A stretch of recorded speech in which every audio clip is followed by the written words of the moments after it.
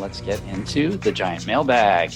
What crazy thing did City do this week? It's time for Mattress Running the Numbers. Ready for the main event? The main event. Frequent Miler on the air starts now.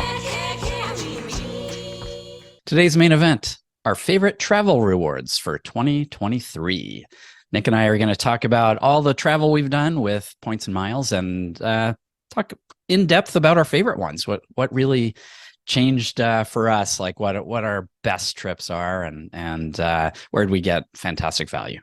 Yeah, it's pretty amazing. We both traveled quite a bit this year. It's nice to be able to be back in that. And I just often stop and look at what we're doing. In fact, I was just on vacation last week, and several times I was like, this is just amazing that we're able to do these things that I never would have even thought about doing, if not for all of this fun that we have with Miles and Points. So we'll talk about some of our favorites from this year. But don't forget, wherever you're watching the show, listening, etc., if you like it, don't forget to like it. Hit the like button, give us some feedback, leave a comment. All of those things are helpful for other people finding the show too. And don't forget, we keep the timestamps in the show notes. So if you want to skip ahead to something or you want to return to something later on, you can always find the timestamps in the show notes, whether that's in the description on YouTube. If you're on a mobile phone on YouTube, it's a pain to find that description box, but you got to expand it somewhere to find those. And whatever podcast platform you use, you should be able to find the show notes pretty easily. So don't forget to check out that stuff. Now, Greg, drag out this week's giant mailbag. In today's giant mail, we've got 3 reviews from Apple Podcasts. And they're all good. I would say I cherry-picked the really good ones, but I was gonna say, yeah, it sounded like you had to weed through all of the negative ones to be like, don't worry, they're okay. Jeez. Yeah, no, I mean we're very blessed that I couldn't even find a bad one if I tried really hard. Although I think I read one that was slightly negative a long time ago on the show, but once, yeah. I don't know where that one went. Anyway, first up, we have Elizabeth Rose, who says, I've been in the game for a while. Frequent Miler is my new favorite resource. I can't believe I've been sleeping on Frequent Miler for years. They have great info, a really positive way of sharing it, and they prioritize providing the best deals even when they lose out on commission. What more could I ask for? Keep up the great work. Thank you, Elizabeth Rose. I mean, I'm glad that you found us. Thank you for waking up. The alarm was going off. Ding, ding, ding, ding, ding, ding, ding. Here you are. Great. Awesome to have you here. All right. Next up, we've got Tyson Bobby, who says, simply the best. These guys are the Points and Miles geeks. Points and Miles geeks. I love their blog, their Facebook group, and this podcast. I've earned tens of thousands of miles in luxury travel with their tips, and I love how much they love the game. It's a fun game to play because we also have enjoyed tens of thousands in luxury trips that, who would have ever thought we would have been doing probably. So, yeah, I mean, I love it. Love that you love it, Tyson. And I love to be the geek's geek. And I love that our love for the game comes across. Yeah. So that's really cool. All right, last one. I am Sam says, great podcast for churners. I am a vet of the game and learn new things every week. The hosts are warm and genuine, which is a big plus. I think one of the things about this that I enjoy hearing is learning something new each week, because I feel like I still learn something almost every week. So, there's so many things to learn that just in researching things, or just things go wrong or go right, and one thing or another happens, we're constantly learning stuff. And so, there's always things for all of us to learn, even in the things that we thought we knew a lot about. Yeah. And he says the hosts are warm and genuine, which is a big plus, which triggers my dad joke warning. Another big plus is the Swiss flag. That's true. Thank you for that. Yes, it is. All right, let's just move right on to this week's travel talk. Wait, travel talk? Is this a new segment you threw in on me, Greg? I did. I didn't know where else to put these things. There are a couple things I thought were important to talk about, and they didn't quite fit as award talk or anything like that. So, yeah, travel talk. Let's talk about travel. So this week, the big news, I was on vacation snoozing, but the big news while I snoozed was that Alaska is going to buy Hawaiian Airlines. What? They're going to buy them or die trying. Yeah. They put in a huge offer for Hawaiian Airlines, and unless the DOJ stops it, they say that they're going to keep the airlines marketed separately. So there'll still be something called Hawaiian Airlines and something separate called Alaskan, but they'll share the same rewards currency, which will be Alaska's mileage plan miles. So that's good because I mean that's actually great for frequent flyers, I think, because Hawaiian miles have limited use. There are some good uses, but not considered very valuable. Alaska miles much more valuable. So potential good stuff there. Yeah, So really good stuff. Some really good stuff there. Let me just say right out, one of the things I love about this is that Hawaiian has a number of destinations that they serve in the Pacific Ocean, and not just in Hawaii, but I flew them, for instance, to Papeete, to Tahiti, a few years back when I went to French Polynesia. So that was cool. Now being able to do that as and add Hawaii as a stopover, because Alaska allows a stopover on a one-way, a free stopover, right? So fly to didn't Hawaii, think about stopover, that. then continue on to French Wow. Polynesia. Hello, vacation Yeah. time. Yeah. So Right. that seems like it'd be a lot of fun. I'm kind of excited about some of those types of possibilities. Get to places and stop over in Hawaii on the way. Why not? Right, absolutely. And Alaska doesn't today have any lie flat seating on their planes, but Hawaiian does Mm-hmm. on their long haul flights. So that's a nice addition to Alaska's route network for sure. Um, Mm-hmm. and so, it brings up some questions. I'm just going to ask these as questions. We don't know the answers to these things, but first up, is it worth signing up for Airlines cards now to get those Hawaiian points and hope that they'll convert 1-to-1 to Alaska? I feel like maybe it is. What are the chances that Alaska is going to convert those at less than 1-to-1? I feel like it's relatively slim. It'll probably just be a 1-to-1. And being part of my lack of enthusiasm for Alaska miles has been the propensity to devalue with no notice or notification. But they recently have changed things, and it sounds like it's going to be a net positive. We talked about that on the show a few weeks ago. Like most award chart spots are looking better, and we're kind of doing away with that whole idea of from, and rather making a standard saver price, so to speak, for each of the Right. different types of awards. So I'm feeling more confident about Alaska miles. But the other part of my sort of dampened enthusiasm for Alaska miles, there just haven't been many ways to get them. They don't transfer from different transferable currencies, and so you have two credit cards you could get. But now all of a sudden you got a couple more options with Hawaiian. So maybe you should be considering the Hawaiian cards. Yeah, well, and not only that, so there are two programs that I can think of that transfer to Hawaiian miles. So American Express membership rewards transfer 1-to-1, and Built transfers 1-to-1 Hawaiian to Hawaiian. Built in the past has had a really big transfer bonus to Hawaiian. Don't know if that'll come back, but either way, those transfer partners in the past, we've thought of those as meh, I guess if you really need it, you have that option, which is good, but it's not something we'd normally recommend transferring to Hawaiian. But if those miles become 1-to-1 with Alaska, there might be something there. It'll be very interesting to see what happens to those relationships between these transferable points currencies and Hawaiian Airlines when what's underneath is Alaska. I just don't know how that'll look. Will they keep that partnership or not? It'd be great if they do. Yeah, it would, and it wouldn't be totally unprecedented. Let's keep in mind that there's all the different Avios currencies out there, right? And so Right. there's some situations where some Avios programs partner with one transferable currency, but others don't, and you can still kind of mix and match and move them around. So it's not impossible, if they're going to keep Hawaiian marketed separately, that Hawaiian mileage plan will be a transfer partner still, and so you may have a backdoor way to get Alaska miles from transferable points. Yeah, absolutely. A example that comes to mind is for a long time, Citi didn't have a way to transfer to British Airways, but then once Qatar became partners with them and shared the Avios currency, now you could transfer from Citi to Qatar, which you could always do before, but now those can also easily transfer over to British Airways.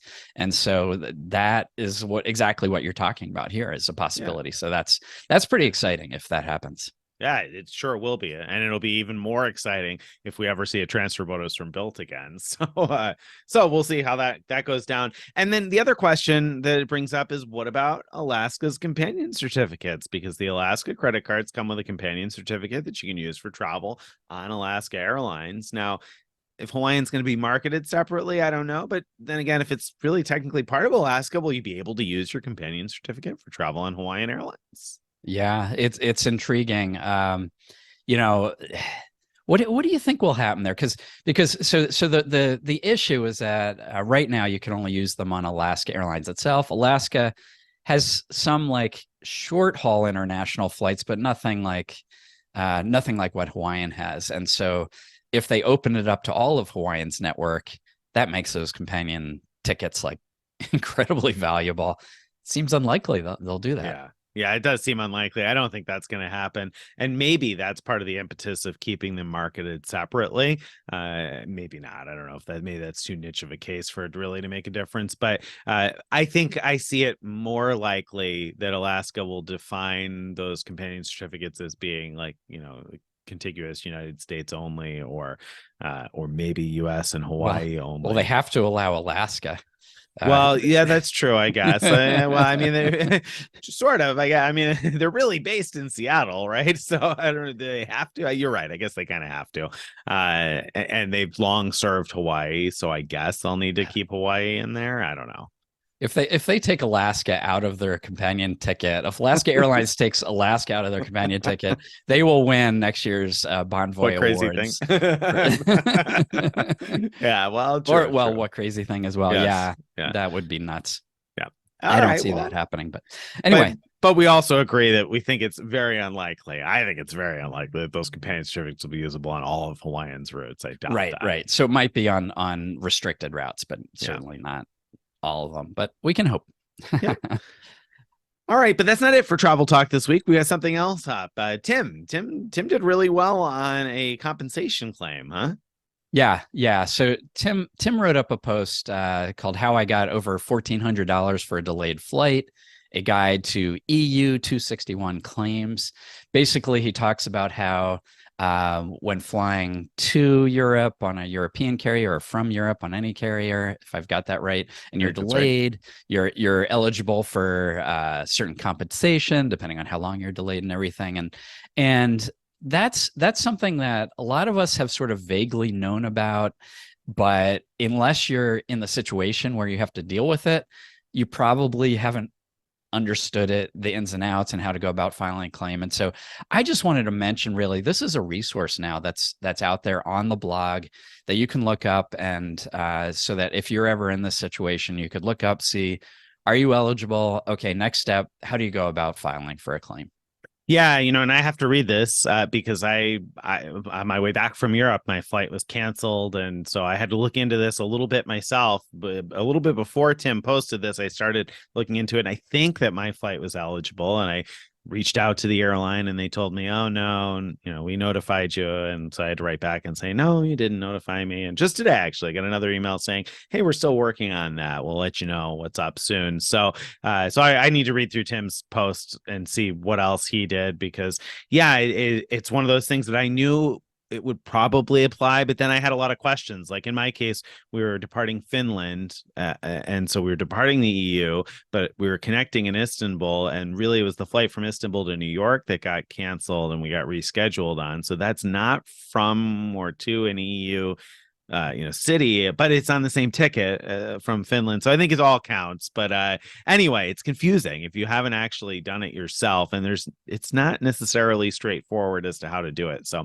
definitely worth looking that up if you ever find yourself in that type of situation. And I mean, in our case, with 4 passengers, if we are eligible, as I think, then I think we'll end up eligible for like 2,400 euros for the 4 of us, plus hotel accommodations for the time we were delayed. So it's a significant amount if I'm right, and I think I am. So but we'll see. Check out Tim's resource for your own needs. Absolutely. All right, that brings us to Card Talk. This week for Card Talk, we just mentioned a little while ago here how you may be interested suddenly in the Hawaiian Airlines credit cards. So let's discuss the Hawaiian Airlines credit cards as they exist now. Yeah. All right. So, as is often the case with these co-branded cards, there is both a consumer and business version of the card, and they're very, very similar. There's also what appears to be a bank. So, both of those are issued by Barclays, first of all. There's also what appears to be a Bank of Hawaii Hawaiian Airlines card. But if you go to apply for it, it just routes you to Barclays. And I think when you get the card, it would say Bank of Hawaii on it, but it's really the same card as far as I understand as the one that if you apply directly through Barclays. So we're just going to talk about the consumer and the business one. They are each have a $99 annual fee and no foreign transaction fees. The consumer card earns 3 points per dollar for Hawaiian Airlines flights, 2 points per dollar for gas, dining, and grocery stores, 1 point per dollar everywhere else. The business card, very similar, 3 points per dollar for Hawaiian Airlines, 2 points per dollar for gas, dining, and office supply stores. That's the one place where it's different. So the consumer one was 2x for grocery stores, and the biz is 2x for office supply. That's the one difference in the earning rate. And they're both 1x everywhere else. What do you think about that earning rate, Nick?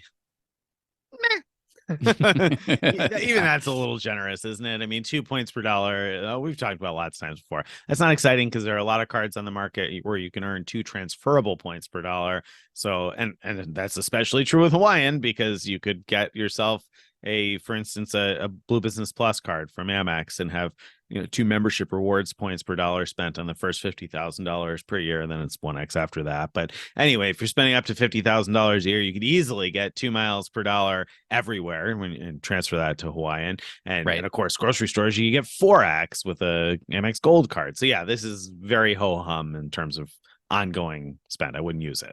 Absolutely. So as is the case with, I'd say most co-branded like airline cards, spending on these cards doesn't tend to make a lot of sense, except in cases where they have some kind of big spend bonus or if it helps you earn elite status, which is not the case here. All right, let's talk perks. They have a couple perks in common, and then there's a couple that are unique to the consumer card.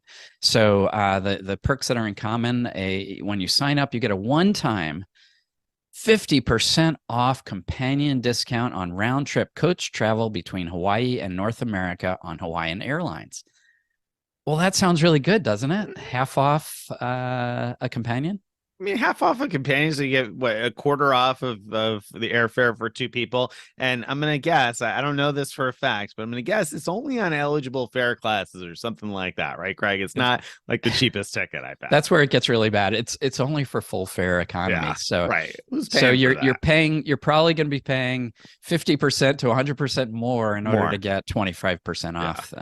Yeah, it's more of a punishment than a perk.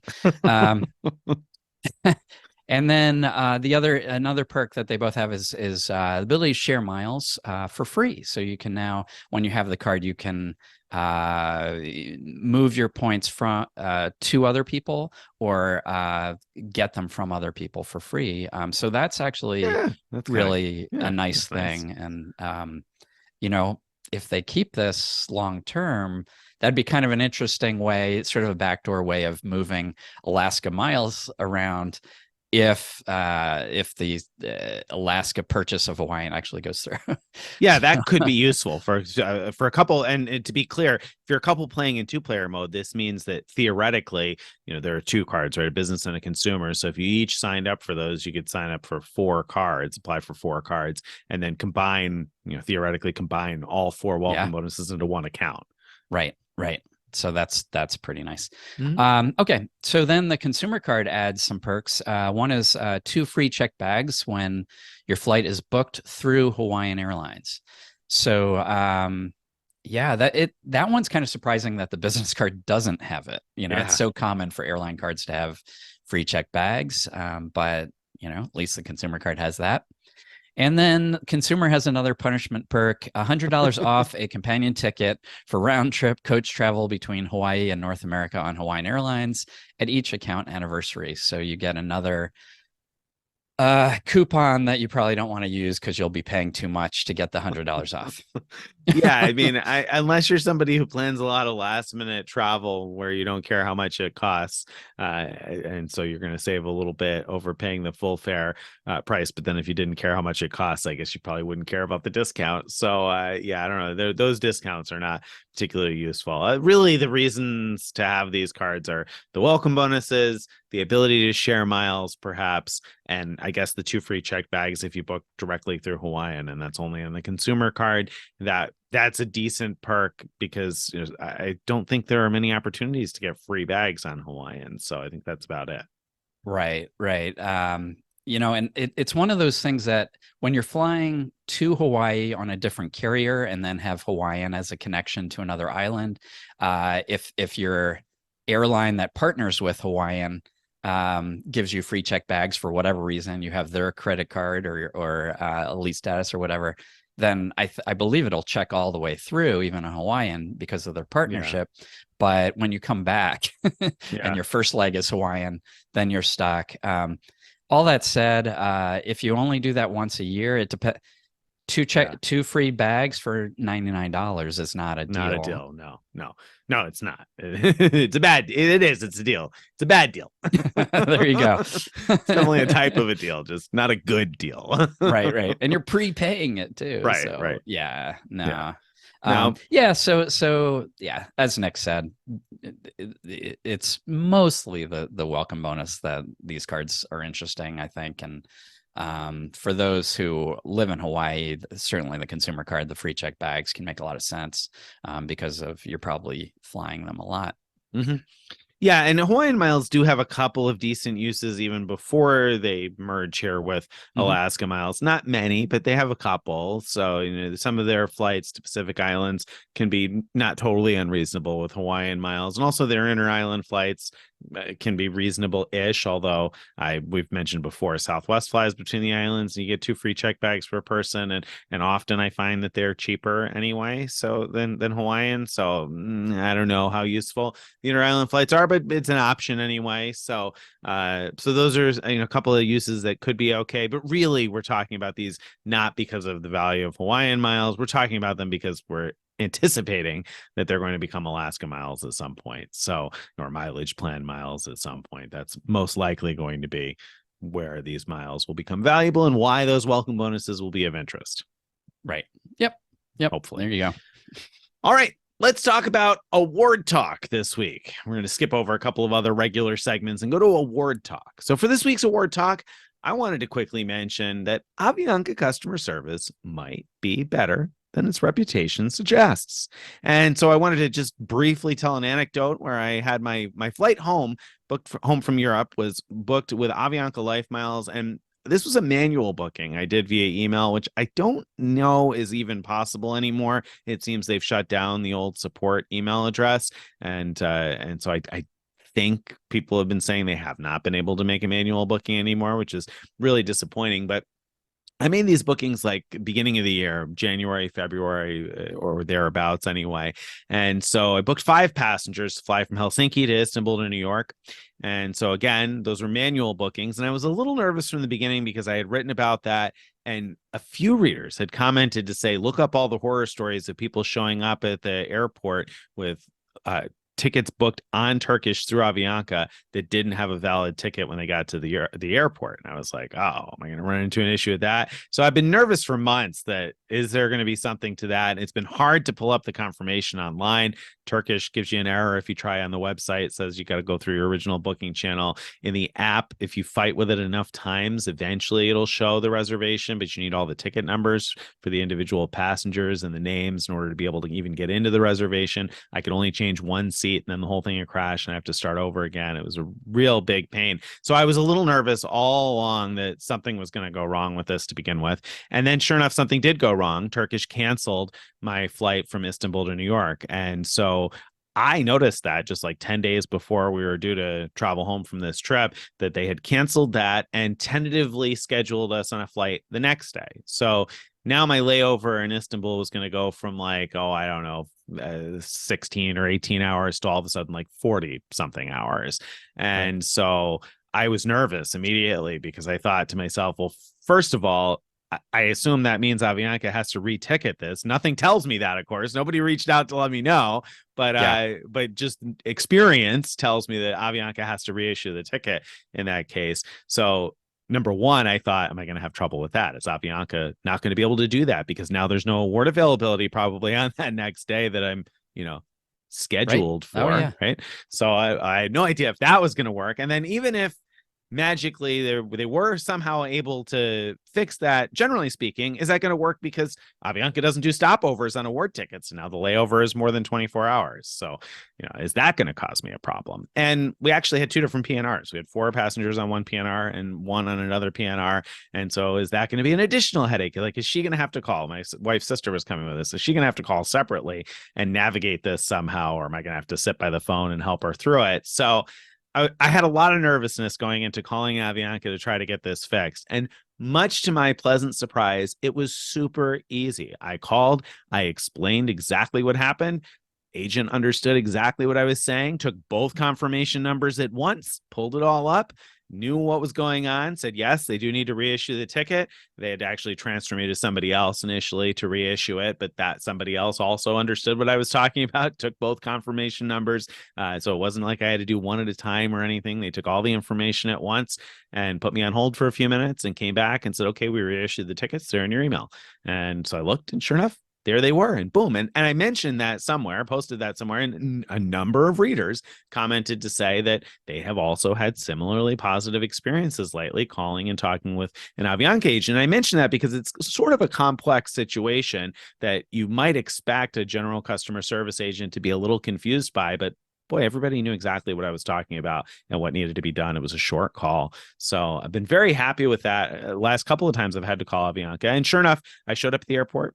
No problem at all checking in, no issue checking in for either flight. Again, both times I was sort of nervous. Am I going to run into an issue where this part of it didn't work for some reason, or we don't have a valid ticket? I had all the ticket numbers written down and the names, and I was like, I had it all on my phone ready to go because I was anticipating a problem, and there was just no problem at all. It was totally smooth sailing.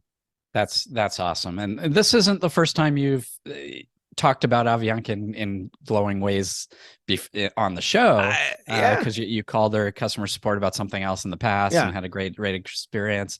And the reason it's noteworthy is because people have in the past avoided booking through Life Miles because of their reputation for being very difficult. And so hearing that they've been in real life the opposite of difficult is fantastic. So that certainly makes me more interested in booking with Life Miles than before, hearing these kind of stories.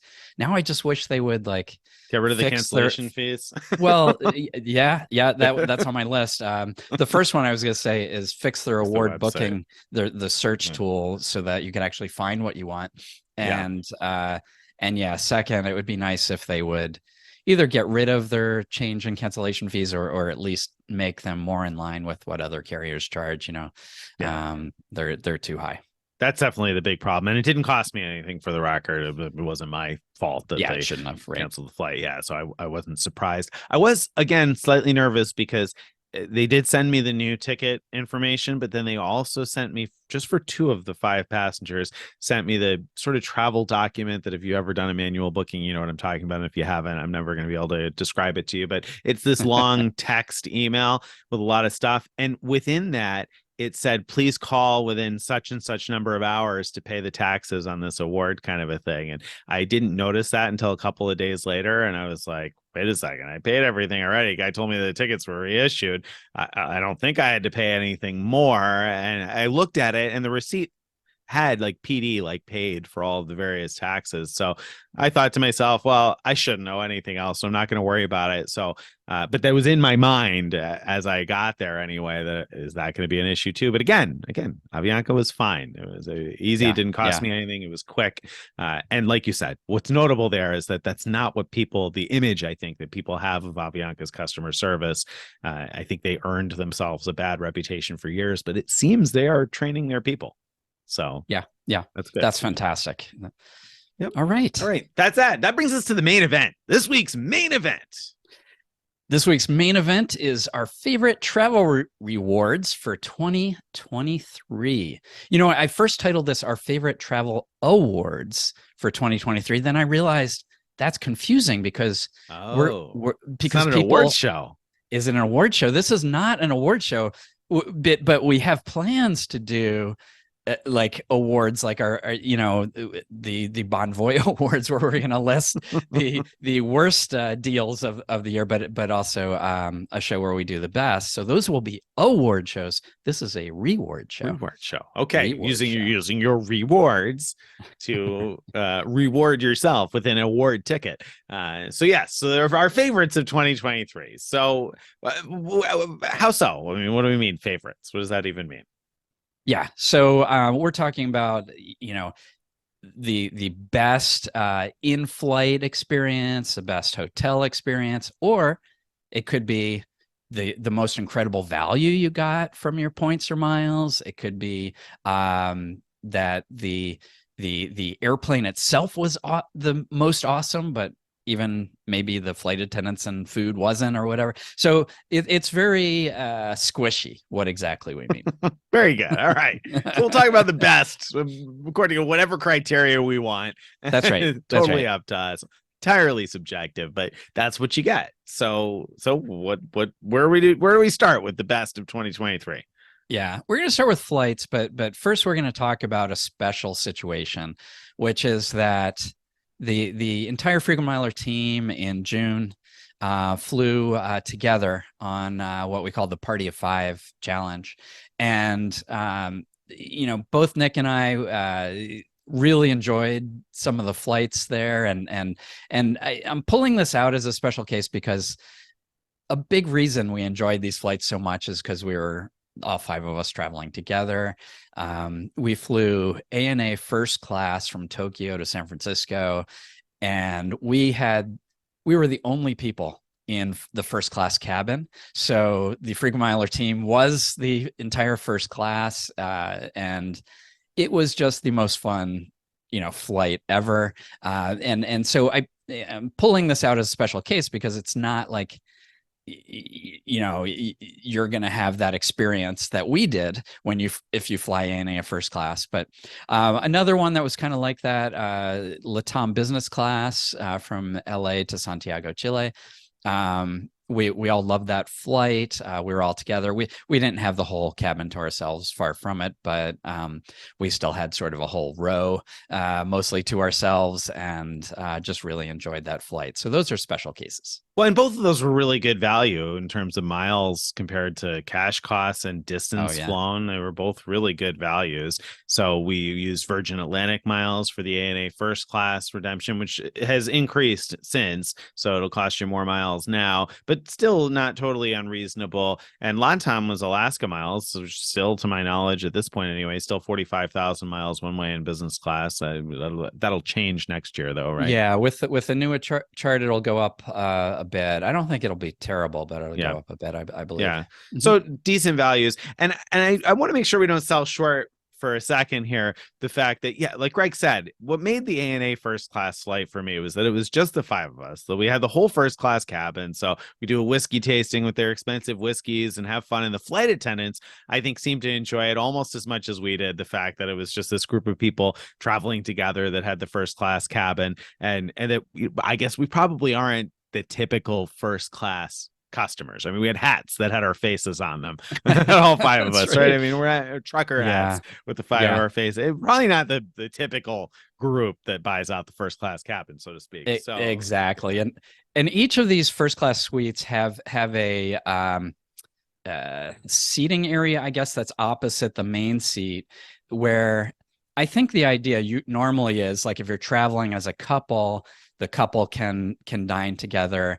And because we had like the middle section with two first class suites next to each other, we were able to put four of us all together, and then Stephen stood at the end of one of the tables, basically. So we sort of had a 5-person dining room in a way. And although Stephen had to stand, I don't think he minded. It didn't seem like he minded. He didn't seem to mind. But no, It was And really special. the other thing you said was that, not like this is something you're ever going to do, kind of. You said something like that. And no, probably not, because the chances of finding 5 first class seats on an ANA flight, I mean, this was like a needle in a haystack. We got lucky one day and the floodgates opened and there was that availability. But I think part of the takeaway for this should be that if and when you ever get that opportunity, hop on it, because Right.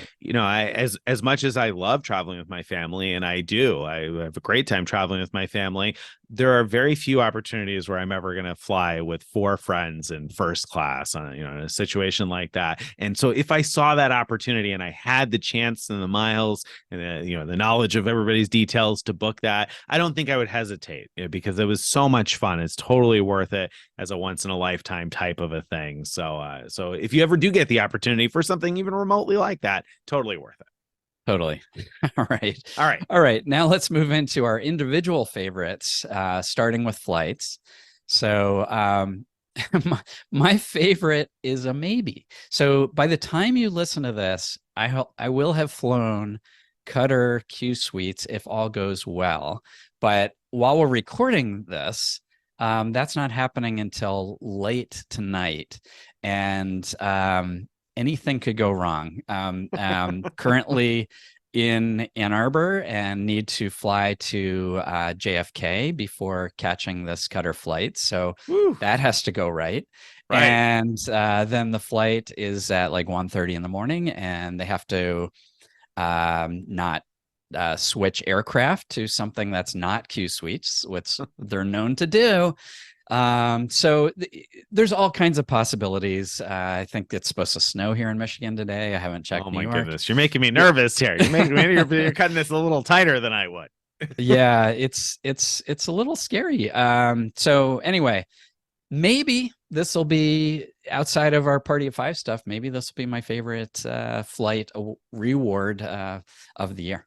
Yeah, well, that's exciting. So you'll have to keep an eye. I'm going to say keep an eye on our Instagram, because I bet that there will be an Instagram picture or video or something if this does go right. At least I hope so. You better get on there and toss up a little something and let us know so that people can go and check it out. So there's got to be something up for that. All right. So that I think is a really good example. I think for me, one of my favorite flights of 2023, and this is kind of irony to me, because I wouldn't have ever thought that this would be it, but British Airways Club Suites.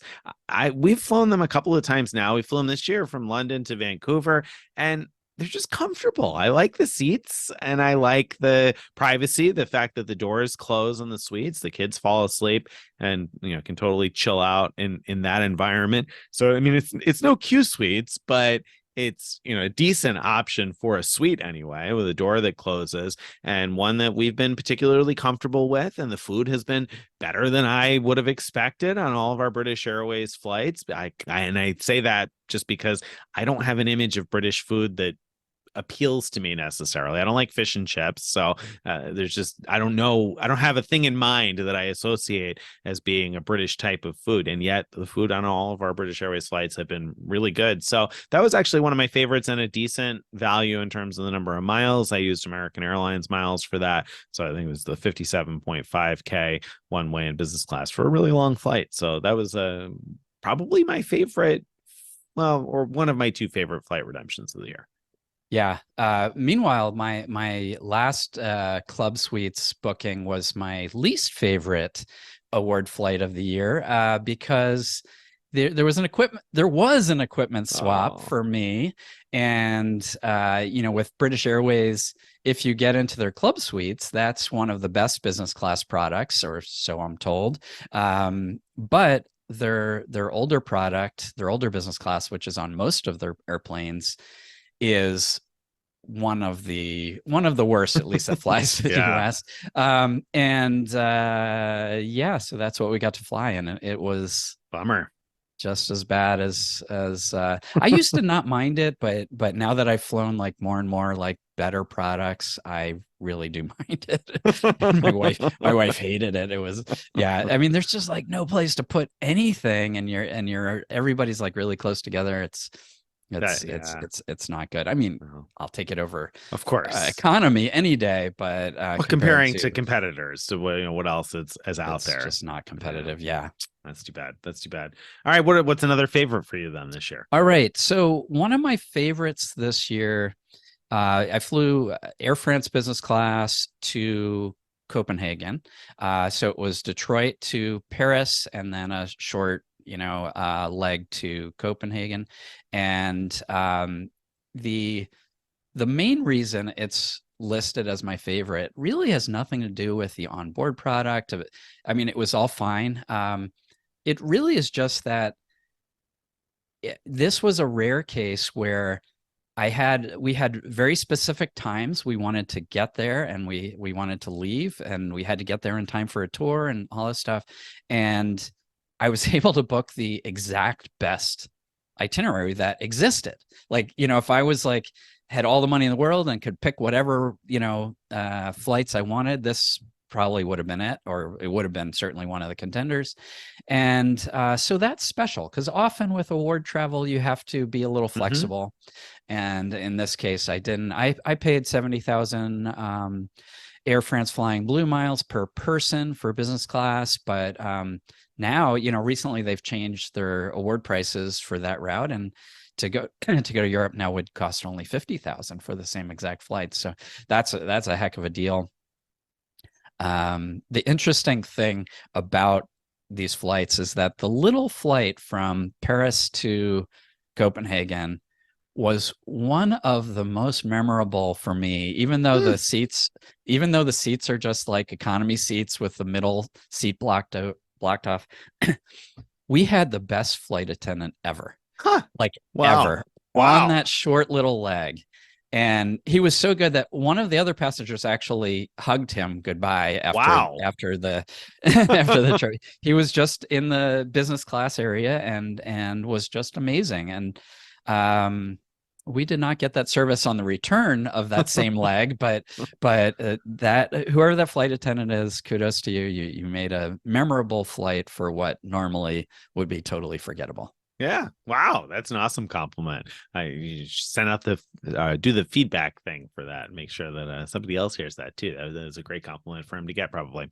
Um, in terms of my other favorites this year, I hesitated a little bit on whether to put this one in there, but I put in Turkish. So we just flew this. Literally, I came home yesterday from a trip, and so we flew Turkish business class from Helsinki to Istanbul to New York.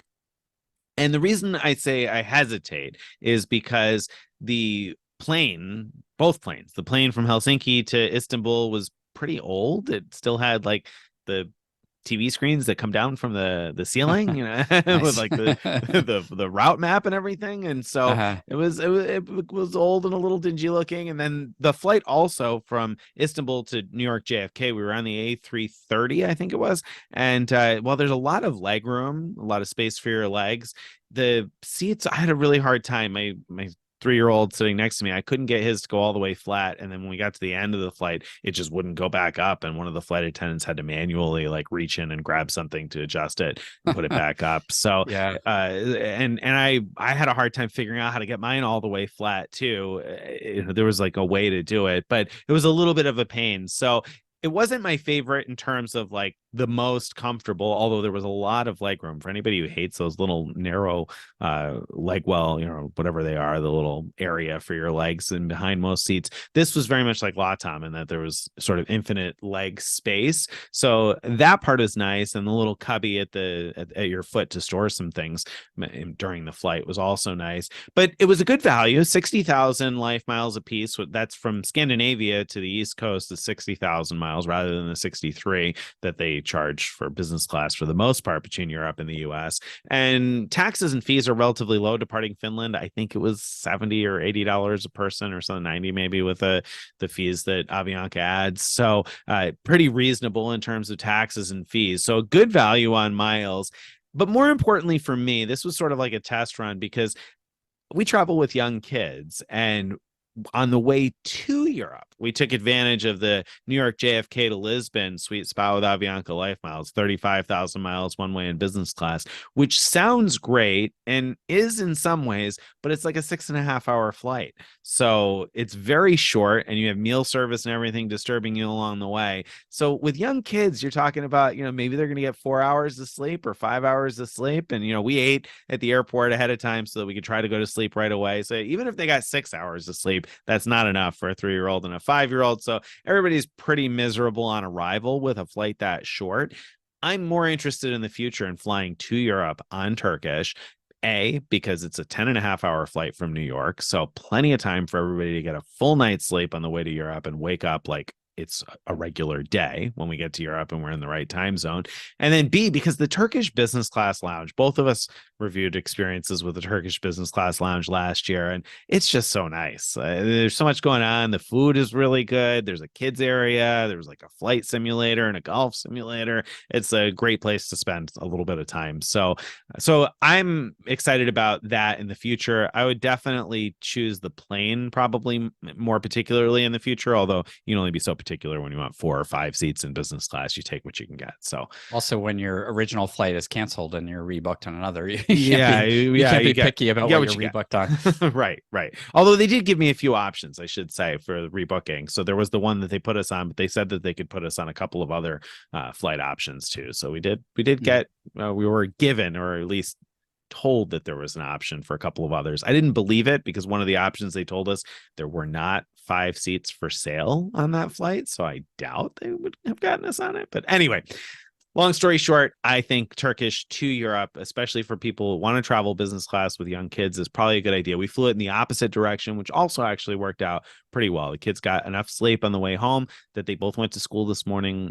One goes to like a pre-K program and the other is in kindergarten, and they both were fine this morning going to school. They got enough sleep on the plane and on the way home. So that worked out pretty well. So let me ask you something about that. I've talked before about how impressed I was with the onboard catering when I flew from Sofia, Bulgaria to Istanbul, which is like an hour flight. Your flight from Helsinki, I assume, was a bit longer, but still not very long. What was the catering like on that? It was a full meal service. I say full meal. It wasn't quite the same as was not the same as flying from Istanbul to New York, but it was similar to the experience that you had reported. It was a 3 hour and 50-minute scheduled flight. Oh, Honestly, right. That's pretty long. Yeah, it is pretty long, but it didn't really impress me, the catering on that flight. I was a little disappointed, actually. The food was so and not as extensive as I expected for a flight of that length. Yeah. But the Istanbul to New York flight, catering was excellent. There's an onboard chef, wearing the chef outfit and the whole 9 yards. And so catering was very good on the Istanbul to New York. I was very happy with that. Nice. All right. Okay. Moving on. Let's talk about our all-time favorite flight rewards. Mine has to be when I flew Etihad First Apartments. I mean, you get a whole room, you get an onboard chef, you get shower in the sky. I mean, it was just incredible. Yeah, I mean, it looks amazing. It's something I'd love to do someday. I haven't done. I've only flown ANA's like regular first class, I guess you'd say. And Etihad, you mean? I'm sorry, Etihad's regular first class. Yes, that's what I meant. Not the suites. And I was impressed enough with that. I can't imagine what the first class apartments are like. So that seems like an awesome redemption. Hard to top that. For me, my favorites so far I put it down as a tie between the old Singapore suites, which I've only flown the old one, so I'm not picking those over the new suites. I've only seen the new suites, and I can only imagine what those would be like, which would be much better probably than the suites that I flew. But the old Singapore suites was so good still that ranks up there. And then the ANA first class flight that we all took together. I mean, those two I think really stand out. Fantastic service, great food, good wine, hard to beat those things also. So yeah, I mean, we've been lucky. We've been fortunate to fly some pretty amazing stuff. We really have. And I've also flown the old Singapore suites and not the new. And that also is in my top 3 as well. I mean, it's actually, it was almost hard to pick between Etihad First Apartments and even the old Singapore suites. But the Etihad apartments did edge it out, but Yeah. not by a huge margin. And Yeah. they're both like the difference between flying in those things and even like a regular like international first class, which is still like really special, is there's a huge difference in my opinion. And so yeah, really, really special on board experience. And I've talked before about how like ground experience can be a whole nother thing, and that my favorite ever ground experience is with Lufthansa, that they do amazing things like ushering you right into the lounge when you get off the plane, and handling customs for you right there. So they just take your passport, and then we've gotten driven from the lounge to our next plane in a Mercedes, things like that. So that's the type of stuff that Etihad does not do that sort of thing. Neither does, well, at least Singapore, when I flew them, didn't do that No, sort of thing. me either. So yeah. Yeah. Neat. Yeah, it's pretty amazing we're able to use miles to do any and all of those things. That those things are all within reach, and that we're able to kind of split hairs between where Right. those things kind of all pan out against each other in the realm of absolutely incredible flight experiences. Yeah. All right, let's move on to hotels. So we can use points for more than flights. We use them all the time for hotels. So let's talk about our favorite of the year. For me, my number one favorite has got to be in Queenstown, New Zealand. I used Hyatt points to stay in a SLH, a small luxury hotel of the world property called Eichert's Private Hotel. And it's a category 8, so I think I paid 40,000 points per night if I remember right. It's a tiny hotel. There's not that many rooms. Every room is a big suite, and they give you so much personal attention. There's like an evening cocktail hour where there's a host who greets you, gets to know your preferences, pours you drinks, and then goes and informs the chef that you're ready for your canapes, and the chef prepares them on the spot right then just for you.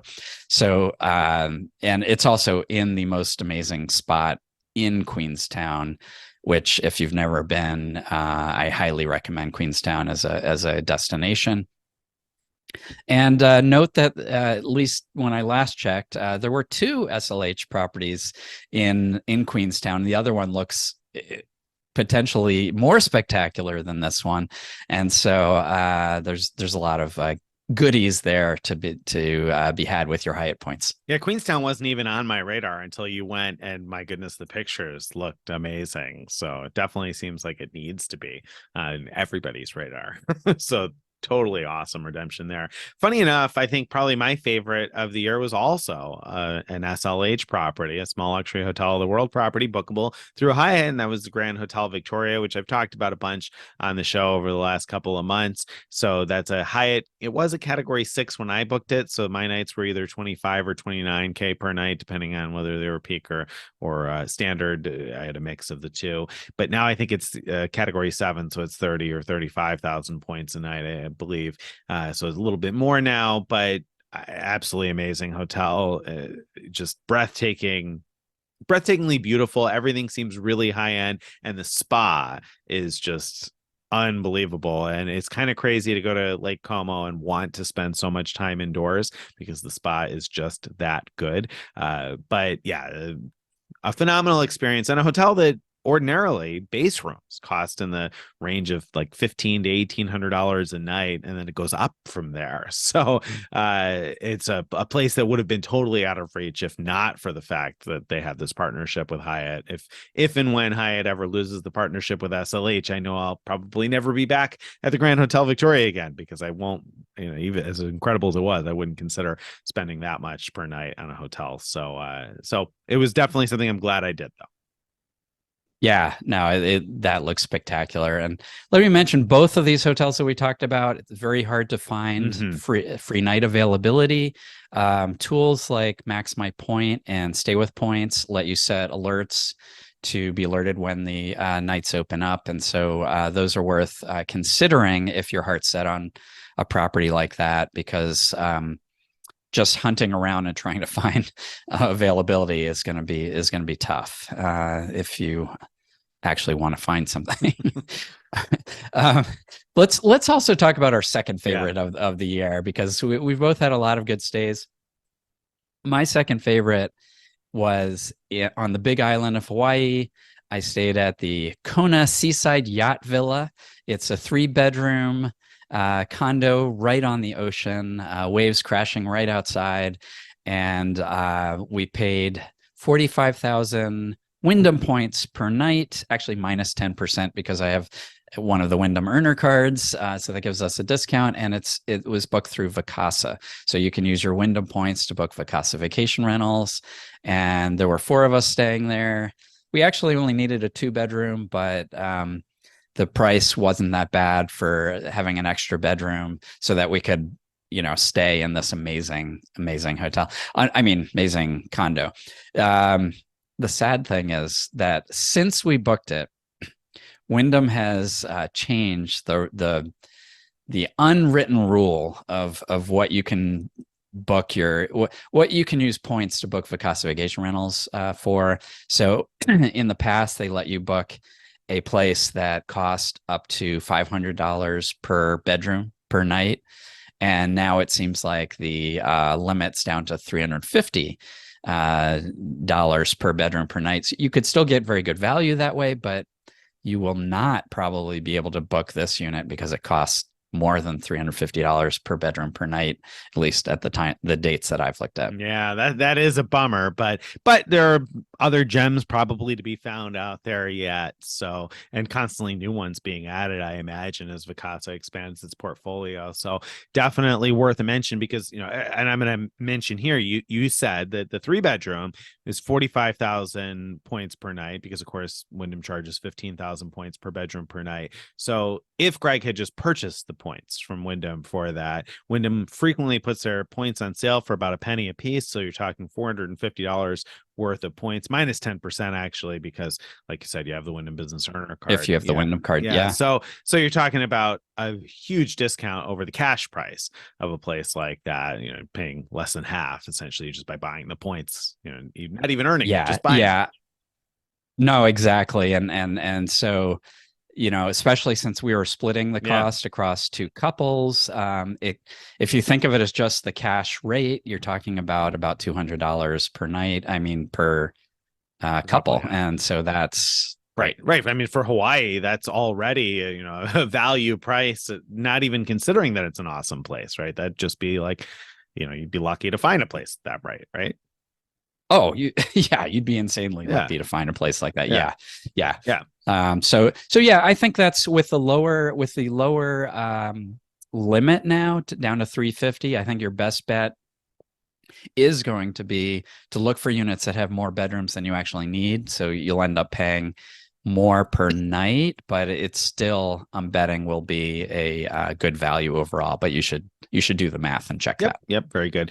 Probably my second favorite stay of the year was the Hyatt Regency Grand Cypress in Orlando. So this is a property that's been well known for a long time, and I know that this came out actually recommended by Greg, because it's a place that I know you've enjoyed in the past. It's a Category 4 Hyatt, and so 15,000 points per night standard. Peak, I guess that's 19,000, I think, if I remember correctly, or 18,000, and I can't remember what off peak is. But I just know it's a greght use of your Category 1 through 4 certificates. It certainly is, and a good use of a standard suite, either a suite upgrade if you've got those from Hyatt Milestone Awards, or just using points to book a suite, because it's such a big property. There are a lot of suites, so you often have a chance to be able to book a suite with points, whether that's a standard suite or one of their VIP premium suites. We actually stayed in one of the VIP premium suites at the end of last year, which was great. And then this year or was it this year? No, yes, it was the end of last year we did that. This year we stayed again and just used the points for a standard room, but still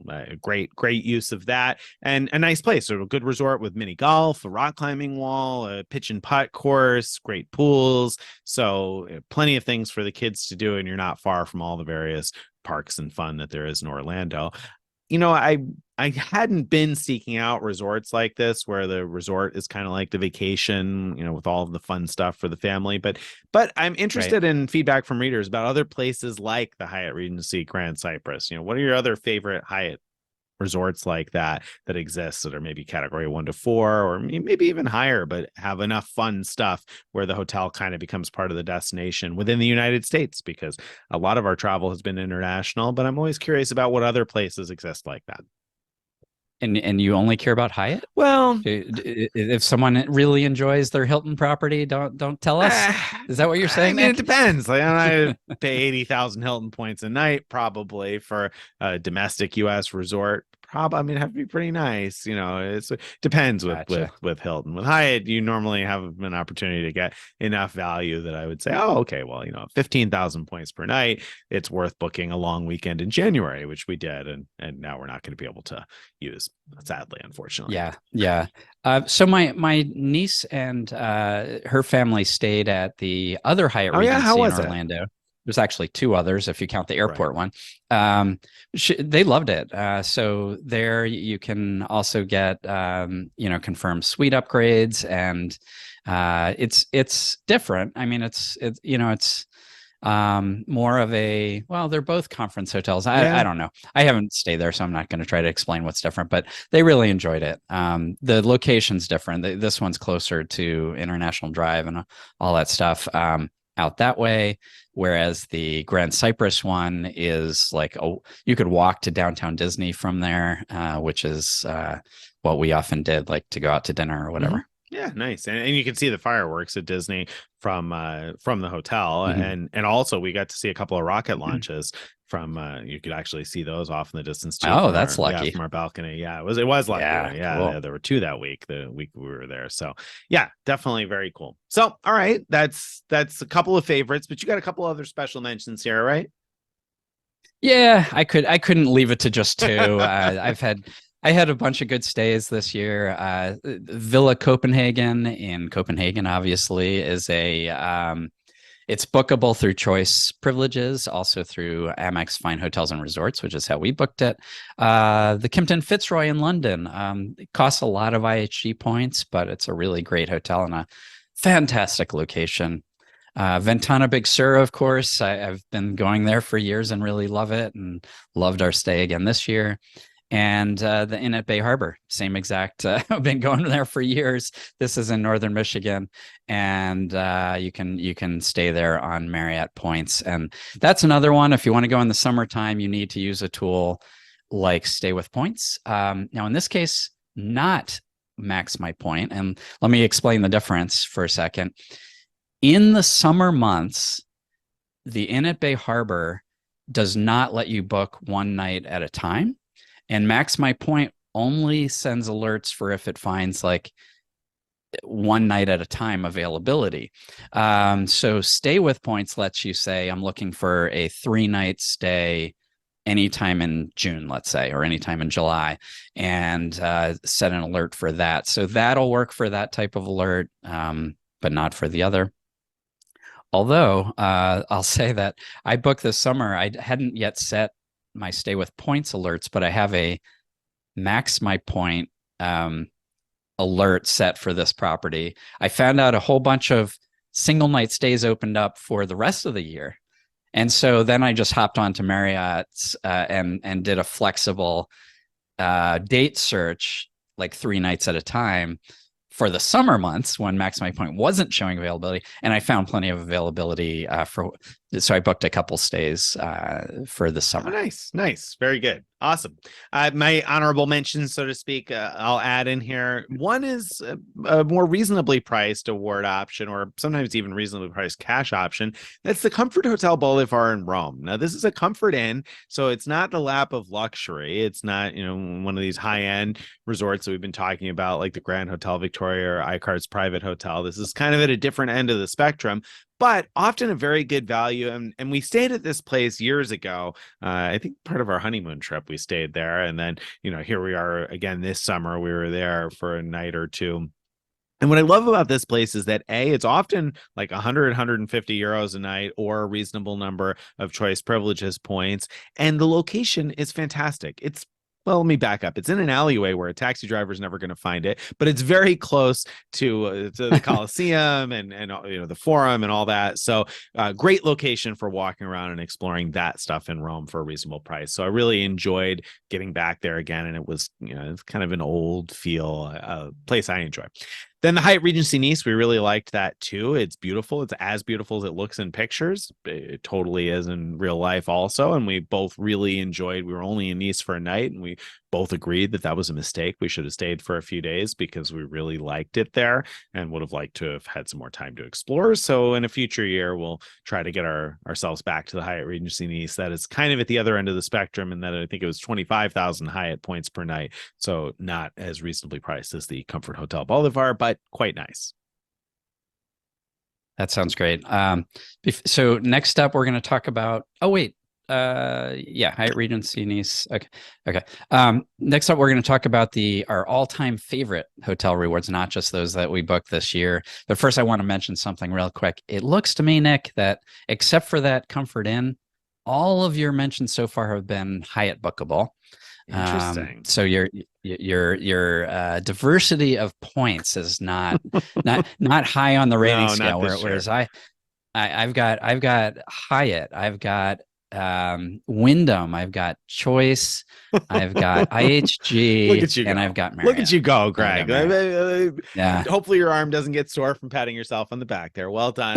Nice job with that. No, to be clear, it's not that I didn't redeem a variety of points. I mean, I had a Vacasa stay in Alaska. I didn't mention that because I didn't feel like it was necessarily special enough to make the favorites list. I did some Marriott points this year and some IHG, at least free night certificate. So I did redeem some of those things, but yeah, I mean, it's true. Often my favorite stays are Hyatt stays. It's just the way that it works out.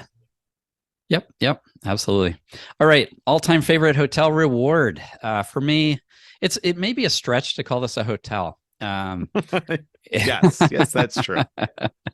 Quite a few years ago, I used 1.2 million Virgin Atlantic points to book a week on Necker Island for my wife and I. So 7 nights, all inclusive. And we just had the best time ever. Yes, Richard Branson was there. Yes, we talked to him frequently. But there was so much more. There's so much to do. And it was just so much fun. Loved everything about it. You can no longer book it for 1.2 million points. And they keep changing up how you can book it. Last I looked, you can book with a combination of points and cash. So it wasn't maybe not that 1.2 million was like a great deal, but it's not as cheap, I guess, as that. But it's still bookable, at least when I last checked. Yeah. I mean, I think the fun there is, like many of these other hotels that we've mentioned, it brings something that would otherwise be, almost untouchable with money into view, or at least something that would be so expensive that, if you would ever consider it, maybe you would consider it once as some huge milestone type of a thing. Whereas this, when you can use miles and points to do it, it makes it feel a lot. I think it makes it feel more fun, to be honest, right? I mean, isn't it more fun to walk into a place like that and think to yourself, I did this with this made up Monopoly money? Oh, absolutely. Yeah. And I've said a million times, like the points unlock our ability to do these things that we would never consider doing with cash. Never mind whether we could or not. Mm-hmm. Do we have enough money to do it? Like, right. At the time back when I booked this, it would have cost $30,000 to book the week for my wife and I, and we just wouldn't have even ever considered that. Like, why would you spend that much for a week? That's insane. But instead I used all the tricks of the trade to earn a whole lot of Virgin Atlantic points quickly and book this. Yeah. So, the whole thing was fantastic. And you're right. Being able to, knowing that I booked it, I'm going to put in quotes for free, made it a lot more fun because, it didn't feel like a huge investment and I had to get everything out of it. Yeah. Because of right, that. Right. It does make it feel different in the sense that you don't. Yeah. There have definitely been times where I've thought to myself, if I paid, $2,000 or $3,000 a night, would maybe I'd stress about this or that or the other thing, but it takes out all that stress because you're like, oh, I didn't, use some points that I earned at Staples, and I can go back to Staples next week and earn some more. And come back and do this kind of thing again, and that's pretty cool. So, of course, Necker Island is a few and more actually, points than that, but yeah. And now that you say that, like I remember, like there have been award stays where I've stayed at hotels where I've thought, wow, I'm having a great time, but there's things about this that if I had paid the rack rate of like $2,000 a night, I would have been so pissed off and it would have ruined my stay, I think. It's true. But as it was just like, oh well, that's not a big deal, and I thought of it as free stay, and so it made it more fun. Yeah, I agree. I think it takes a lot of the stress out of traveling and those kind of things, or at least a lot of the pressure away of it having to be perfect. So, yeah. All right. For me, I had a hard time picking an all-time favorite because I've been lucky. I've stayed at a lot of great places. Like Greg, I have not been as lucky as Greg in that I haven't been in Necker Island. So I have a lot of great hotels to pick from. It's hard to pick one of those out of a bunch of places that were all pretty fantastic. But I guess if I were pressed, the St. Regis Bora might be my pick. And I picked that one because I felt like Bora was one of the rare places that lived up to what the postcards made it look like, in that the water is as blue and beautiful as it looks in the pictures. It's not just the magic of Photoshop. It's just that pretty. So I really enjoyed it for that. It was also a nice surprise because I had read some reviews from other people, other bloggers, other points and miles travelers. And, sometimes when we live in this world, I think on the flip side of what we just said, sometimes we become overcritical about, what the shortcomings of things are. And so I had read some somewhat critical things about the decline of this place. And that, I think, actually set me up to have more fun because I was like, oh, this is so much better than what I actually expected based on what I read. Wow, we're all getting picky over, small things. And that does happen to me too sometimes, where I'll notice that I'm getting picky over things that are really pretty trivial. So that was I think a pick that for an award stay, and there was a Marriott, Greg, okay, to make you happy. There you go. I would pick that. Also, I mean, it didn't hurt that we had broken the news on the fact that place was very short-term bookable for a very reasonable number of Marriott points. And so, with a 5-night stay, I paid an average of 48,000 Marriott points per night for that. So that added, I think, to the allure a little bit too. So for sure. You're not going to get that price today. No, definitely not. Definitely not. And the Santa Claus Holiday Village, where I just enjoyed another stay in northern Finland, would be another close for a favorite because we had a great stay with the kids this last week. But it's not an award, strictly speaking, because it doesn't belong to any sort of a rewards program. My original intention was to book that with Capital One Shopping Rewards, though. And I wanted to mention that because I've been using that Capital One shopping portal more and more. I keep getting these giftcards.com 9, 12, 14% back offers and other stores as well. And so my original intention was to redeem that for hotels.com gift cards and book the Santa Claus Holiday Village because it is on hotels.com, but I dragged my feet too long. And by the time we went to book it, the nights we needed were no longer available on hotels.com. I had to book directly, but that would have been something that I would have booked with rewards, just not, what we traditionally think of, I guess. Yeah, no, that would have counted. If I had done that, but I didn't, so it can't count as an all-time favorite. And that place, to be clear, is not luxurious, so definitely a big difference in terms of it's not luxury. You're going there for the fun and enjoyment, if you have young kids. I mean, you get to meet the big man himself. Yes, exactly. That don't go in expecting much from the room. Let's just put it that way. It's very basic and simple. It's fine, clean, but not totally not luxurious. So anyway, there we go. So we got a whole bunch of favorite flights and hotels that were just from this year. I mean, that's pretty incredible. When we go back and look at this stuff, our all-time favorites that we just mentioned were obviously all-time and not this year. But the majority of what we talked about today is all travel that you and I have done just in 2023. Yeah. Pretty amazing. Yeah. Right. And but we're not done. Oh, there are some other things that we've used rewards or some kind of reward like avenue to book that are not airplane flights or hotels. So let's talk about our favorites there.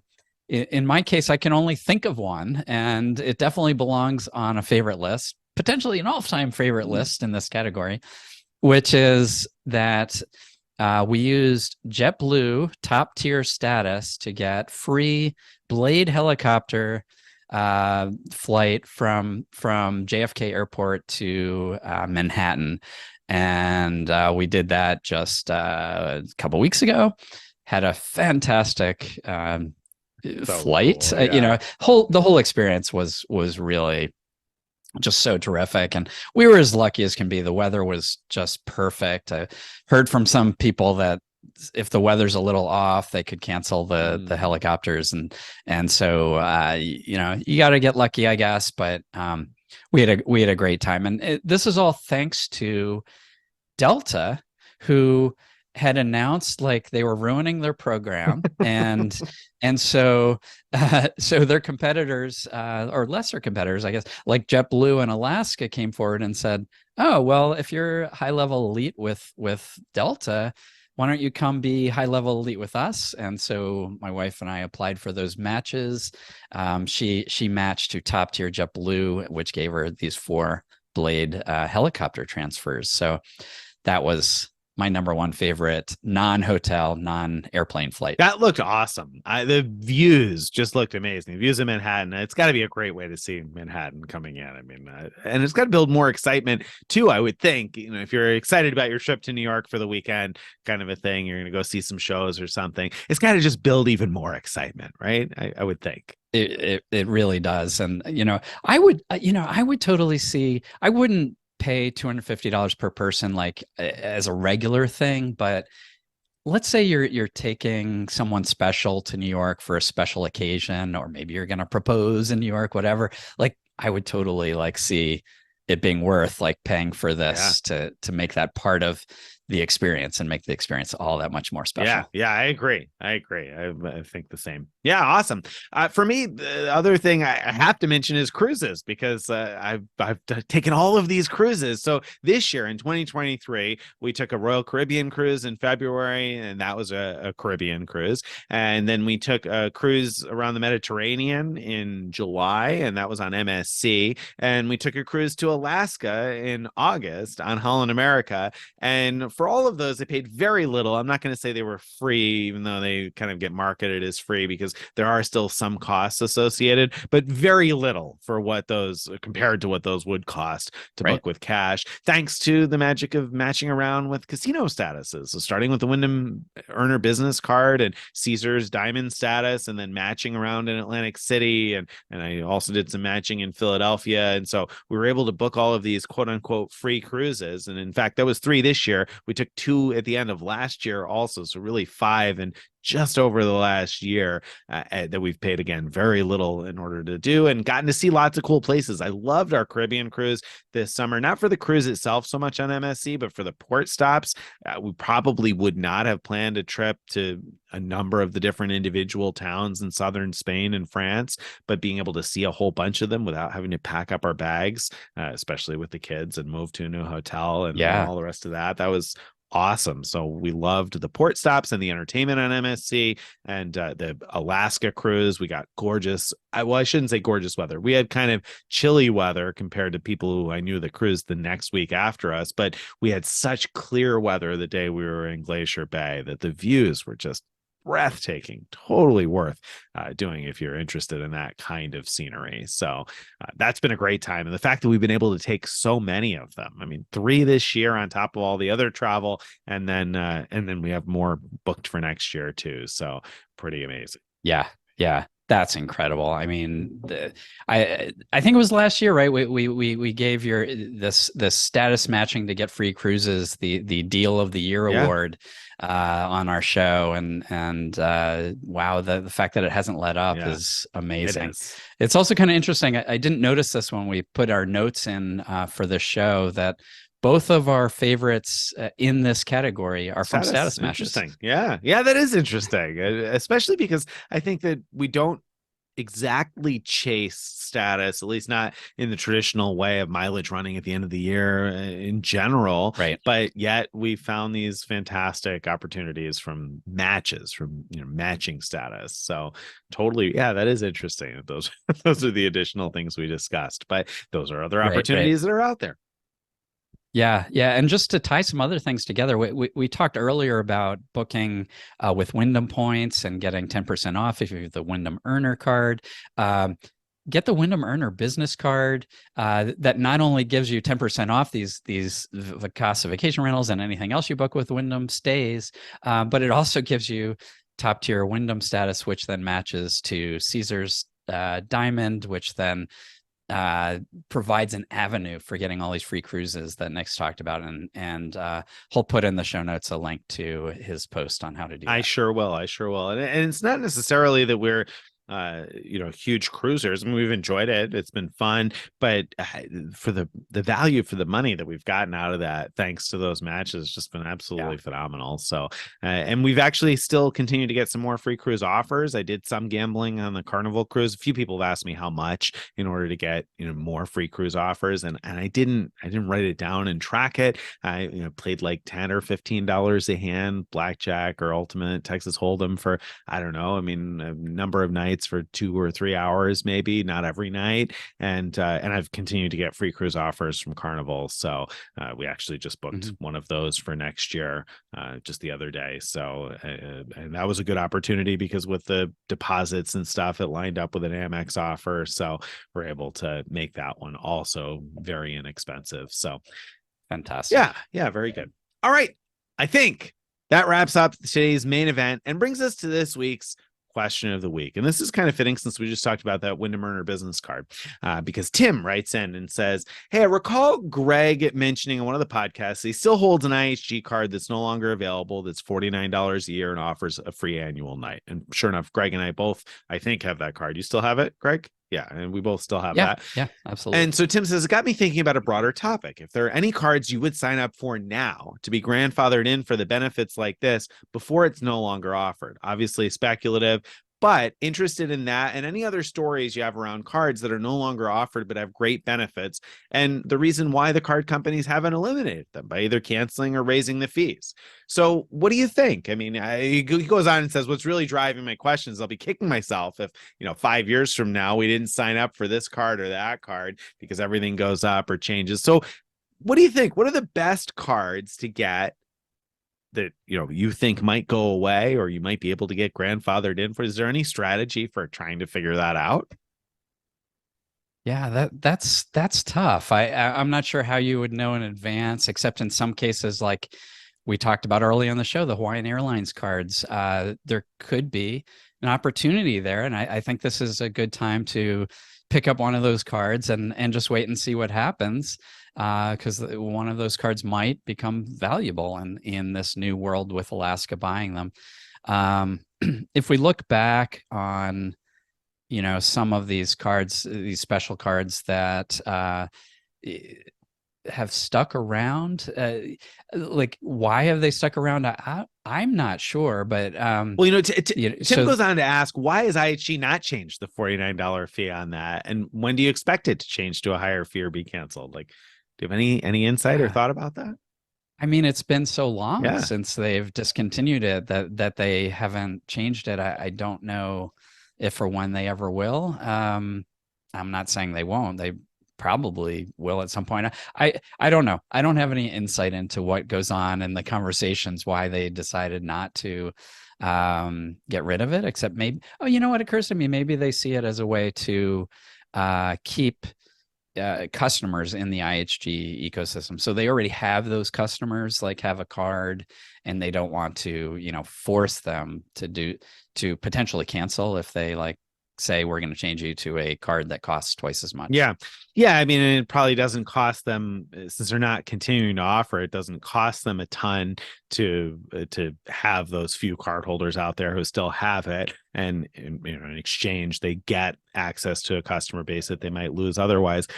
So my thought on this, and I'm, correct me if I'm wrong, because I'm speculating here from my own memory, so hopefully Greg will jump in and tell me what I'm wrong about here, but when I think about it, the cards that have been grandfathered and stuck around for a long time, I think are mostly, if not entirely, Chase cards. In general, I'm thinking of other issuers like Amex, for instance. When they got rid of their Mercedes-Benz Platinum card, they just made everybody have a regular Platinum card. They didn't keep them with a Mercedes-Benz Platinum. Or when Radisson, the U.S. Bank Club Carlson card became the Radisson card, but then when they got rid of that relationship, they force converted everybody over to something different. I think Bank of America in general has done the same sort of a thing and changing people over to some other similar type of a card. The cards that I can think of that have stuck around at their old annual fees have generally been Chase cards. There's the old IHG card, the old Ink Plus card, I think there's some old Continental card that's still out there or something, and it's probably true on some co-branded cards. Right. Obviously, got the Ritz card. I think in my mind, the Ritz card would be one that I would say, ooh, that's one worth going after sooner rather than later, because that's one that if they were to get rid of the ability to product change to it, you're never going to be able to get it again. You can't get it as a new card holder as it is. You have to product change. And so maybe that will no longer be an option at some point. And I realized as I said that Citi is another issuer that has kept those around. You were waiting to jump in. I've been standing here You're like holding your breath, waiting to see if you would come around to Citi, because I could think of two Citi cards at least that have followed that path as well. So there's the Citi Prestige card, of course, that you can no longer get. It's not available through product change or anything like that. And I still have mine. I still get a lot of value from mine. So I'm very happy to still have that. Citi Access More, the AT&T Access More card is another one that comes to mind that gives you 3 points per dollar for all online purchases. Well, all online purchases that they decide to code as online purchases. Yeah. I'm actually disappointed with myself. I actually product changed that a few years ago because I was going year after year without using it anymore, and I'm regretting that because there's no way to get it again.